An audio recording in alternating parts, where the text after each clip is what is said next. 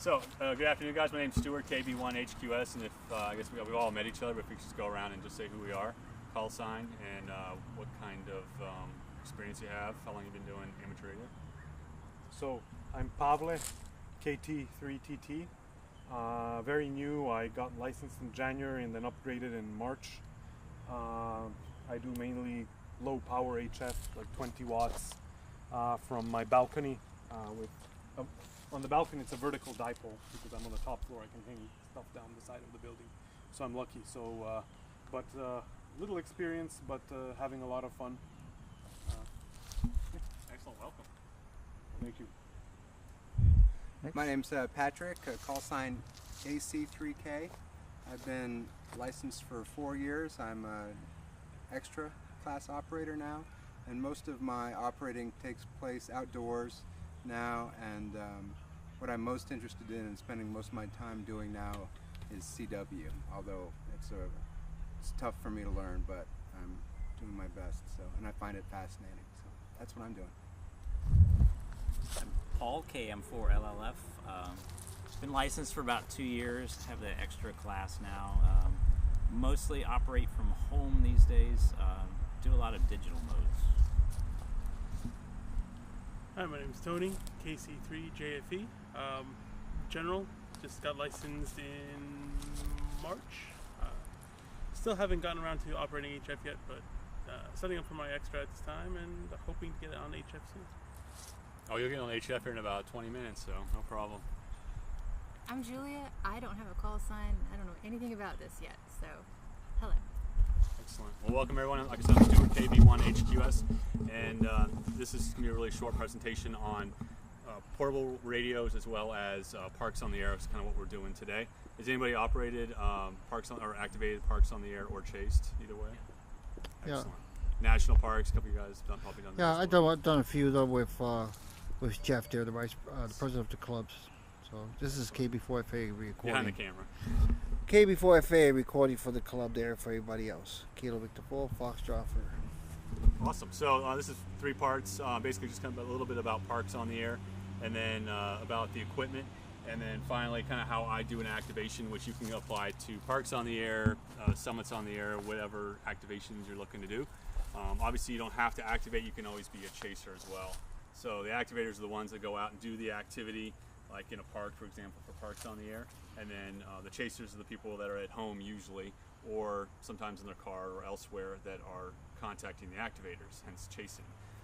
So it's a lot of fun. First thing you do is there's a website. This is actually an international organization. It's Worldwide Flora and Fauna, which is kind of a mouthful. We use Parks on the Air in the United States just because it's a lot easier to say. And we have a website. There's actually 2, one for WWFF and then one for Parks on the Air. If you go to the Parks on the Air website, there's a Google map that you can use to zoom in and find the different spots, because they've basically gone in and selected different areas that they've considered deemable, I guess, for the activation. So in this case, we're in Rock Creek Park here in Washington, D.C. And this is actually, I don't have the designator right in front of me, but it has a designator, so it's a combination of letters and numbers that you're going to give to the person that's contacting you, which we'll be doing here very shortly. And as far as the exchange, pretty much everyone here is licensed except for yourself, so this will all be new for you, but you'll pick it up. You do it about 10 times, and you'll be a master at it. So for the exchange for Parks on the Air, you get, like I said, you give the designator, and then usually we give like a signal report. I think you're required only to give the designator. You actually don't have to have the signal. I never record the signal reports. I use them to just get an idea of how well the other person's hearing me, and then I go from there. And then ideally, it's nice to say the park. You know, we're in Rock Creek Park in D.C., and then go from there. Usually, you can talk some more, or just say 7-3 and move on. So, and then log it. You know, if you're activating a park or you're chasing, you really need to log the information down and then upload it to, in this case, it would be Jeff if you're in this area. They have a list of the different, I guess, region coordinators, and you would just send your log to them. And that way, that person can get credit for it. Otherwise, you get a bunch of emails from people like, "Hey, I don't have my park credit." So you can also upload it to Logbook of the World or whatever other logging program that you have. So, and if you're doing like a dual activation, this is like my little secret that I really like, and other people use this as well, is Summits on the Air, which is very similar to Parks on the Air, except you're climbing mountains to do summits.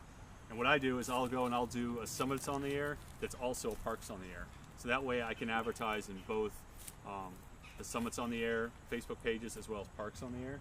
And then I can have more people from both organizations come and try to contact me. Sometimes I can get 3, maybe a lighthouse, Parks on the Air, obviously not a Summits, but something else. And that's pretty cool. So the more people I can draw in that want to contact me, QRP spots for QRP, county hunters, there's guys that like to chase people that are in different counties. What's the county of DC? DC, I guess? It's a trick question, rhetorical. Nevertheless, so that's pretty much it. And you can also do a park to park. So if one of you guys say you went down to the Washington Monument, and you were licensed and you set up all your equipment, you could contact me, and then we could do what's called a park to park, where I get credit for that one and you get credit for mine, vice versa. So park to parks are really cool. Sometimes you'll hear people say that. So that's another option. Any questions on the Parks on the Air program? It's a pretty brief. Once you've done one, you've pretty much done all. It's pretty straightforward. What's the exchange? So it's a designator, Kilo Fox Fox dash, and then it's a 4-digit number. Okay. Sometimes it's a leading 0, so I'll just leave that off and I'll say, Kilo Fox Fox 5. I think it's 565 is this one. But yeah, and some people don't even give it every single time. Okay. If I'm working, 2 or 3 stations, like I have a pile up and I'm just cranking through them, Yeah. I'll do like every 3, just for the sake of time. Do you give signal reports too? Yeah, I give some report. I consider that as a courtesy because if they can hear me, if I'm a 5.9 to them, but they're a 3.2, I want them to know that, so then they're not chit-chatting, because then I won't be able to make heads or tails out of So you it. give an accurate signal report? I try to, yeah. I always do, regardless. Like I said, I don't really record them. I don't find it really interesting information for my own personal log, but that's just me. So that's Parks on the Air. Like I said, you can go to the website and it has all the information. There's a Facebook group. And if you're going to go online, you can spot yourself. I'll get actually more to that in a sec. So the whole portable aspect of it, looks like you guys have all done portable stuff before. Really, the question I get the most is like, what's the best radio? You're asking the wrong questions, really. The question is, what's the best antenna? What's the antenna that you really should be using to maximize what you're trying to do? Because let's face it, if you're operating portable, it's temporary. There's some inefficiencies, there's compromises. It's not the most ideal setup. Unlike a home station where you have the internet, you've got a cold beverage, a bathroom, an easy, it's a whole different ball game. So you just try to maximize all the variables to make it as the best situation that you can make it. I'm running QRP. I've got a vertical antenna with some radials that are sort of laid out. That's not the best setup for that antenna, but it'll work. I have another way to set that out, but for right now, that's just the way it's going to be. It's not as efficient as I want it to be, but it is a resonant antenna, so that's in my favor. So it really comes down to your antenna system, and then obviously the radio that you like to use, and what your power requirements are. There's just a lot of factors involved, so just kind of go with what works best for you. Something to keep in mind, and we already talked about this, but here at the park, in national parks in DC, they're really sensitive about stuff in the ground, stakes, things attached to trees and all that kind of thing, which is kind of a shame, but it's their park, their rules. Yeah, as I mentioned before, it's kind of challenging because especially like in downtown DC, I've operated a lot and you get a lot of attention from other people, especially park police, park rangers. They want to know, what you're doing. I always carry my FCC license with me, a copy of it. It sometimes helps, sometimes they could care less. But having an ID on you definitely is beneficial. And coax, something's ringing. That's Jeff is texting me. He's like, how's it going? Coax, I don't know if anybody comes across this with portable. For me, I find it's very disposable. I find that I use it for about 6 months and I throw it away because it just gets trashed. It gets covered in snow, dirt, I step on it, It's just like, it's a disposable item. I don't know if anybody does shooting sports. Anyone? I won't use this analogy then because it won't make any sense anymore. Magazines in a gun basically become disposable. You use them enough, they wear out, you throw them in the trash. Same with coax. It can be expensive. If you make your own, it's not bad. But I find it's definitely disposable. As far as antennas that I use the Pactenna setup. I have the dipole kit in here, which is seen lots of use. I use a lot of the end feds. I use a lot of the delta loops. I've gotten more into the delta loops these days, which is basically your triangle antenna. I like dipoles, but I don't know. I just find them like the fiddle factor. To me, it's all about the fiddle factor. You know, if I had to spend a lot of time trying to get things just right, I don't want to mess with it. And for me, and this is just, I'm speaking for myself, the biggest issue I have with doing portable operations is time. Because I drive an hour somewhere, I set up, then I gotta operate for an hour, I gotta tear it down, then I gotta drive home. It adds up. I don't have 6 hours in a day to do all this. So for me, my activations are really short. I know that frustrates people sometimes on the other end, but it is what it is. You know, life gets in the way. I wish I could spend all day on the radio, but that's not gonna happen. So for me, a lot of times, yeah, my setups are like, oh, you should have this antenna. I'm like, that's cool. Why don't you fly to DC and you can come set it up, and I'll be happy to sit by the radio and make contacts. But the reality is, it just depends on the situation. So, and as far as activating, this is the last part of the whole picture here. When I go to a site, I use, assuming I have cellular connection, I have a bunch of different apps on here, and I'm just gonna use this as a crutch to go through them. So I use online logging. I use the Hamlog app, which is like a couple bucks, and it's just basically a logging system that I can use to punch in my contacts. I have an iPad with a keyboard, which is really cool, and I can sit there and just hammer them in really fast.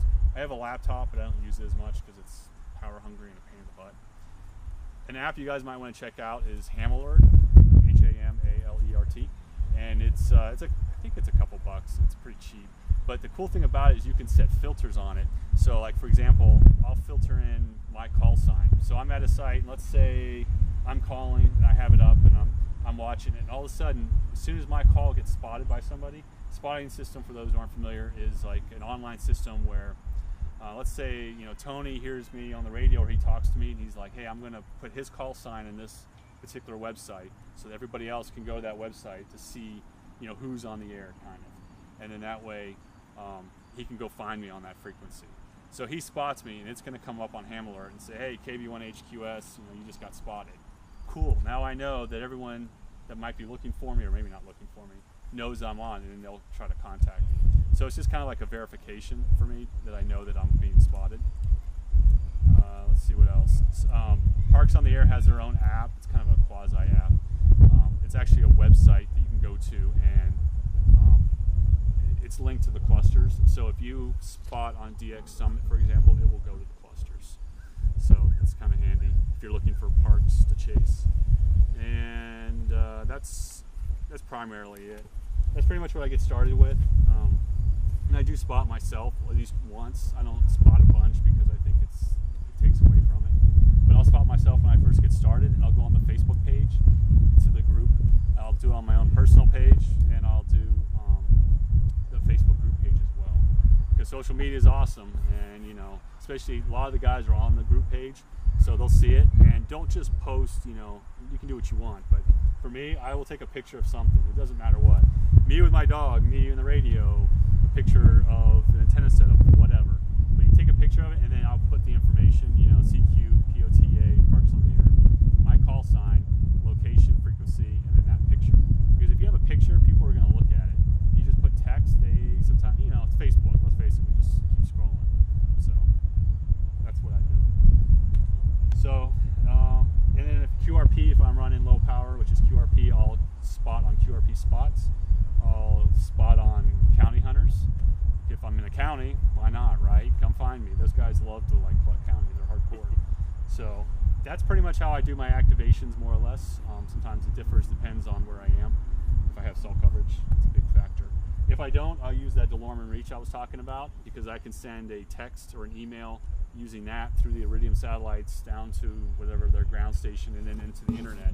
So I can send that to my Facebook and say, hey, please spot me, or maybe text to to a spotting service.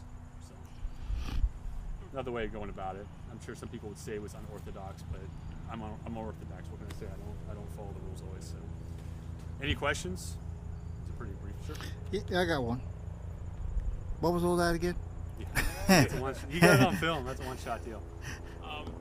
Do you ever pre-program or use CW to put in your call sign to help self-spot? So like a RV, like the reverse speaking network? Yeah. Yeah, especially with summits on the air, works really well, because if you go to the SOTA website and you say, all right, I'm going to be on this summit, this designator at this time roughly, on these frequencies roughly, and then when you get there to the actual site, if you're within a couple hours of that time, and you start calling, you know, CQ SOTA day KB1HQS, it'll pick it up. Usually the skimmers will pick it up, and then it will spot you. So it's kind of a nifty thing. I wish the parks in the air would do that, but I don't think it's set up for that. I'm sure it's something the SOTA guys set up for that. But yeah, I'll use that PSK31, you know, doing the digital stuff, just to get your call out there and see where it's reaching. You know, if you use the PSK recorder. I don't do a lot of PSK these days, so but that's another option. So yeah, there's a lot of different ways. You can whisper. You can do whisper. Yeah. Good question. Anything else? Enough talking. Let's go in here.